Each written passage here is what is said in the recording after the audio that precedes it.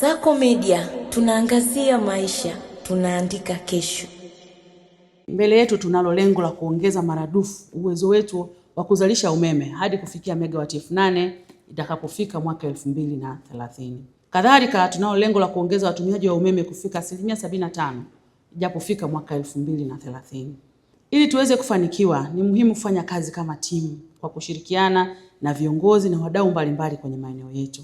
Huduma za TANESCO lazima ziwe na viwango vinavyofanana bila kujali mkoa au wilaya. Hii itasaidia kupunguza mkanganyiko kwa wateja na kuongeza uaminifu wa shirika. Kila mkoa uendelee kuongeza idadi ya wateja wanaofikiwa kupitia makundi ya WhatsApp na mifumo mingine ya mawasiliano ya kidijitali.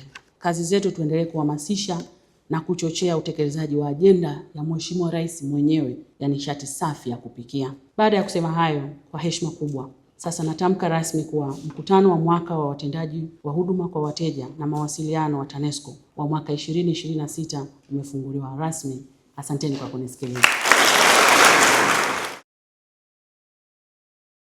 Nasi watoa huduma wote kwa umoja wetu tunaahidi kuweka nguvu na mikakati ya kufanikisha. Hawa ndio mlango wetu wa shirika na wateja. Zile sifa kiasi tunazozipata zinasababishwa na weledi na namna wanavyojituma kufanya kazi watoto wako walioko hapa.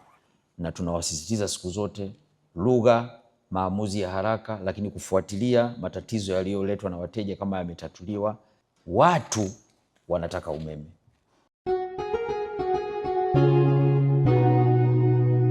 Kasako Media, tunaangazia maisha, tunaandika kesho.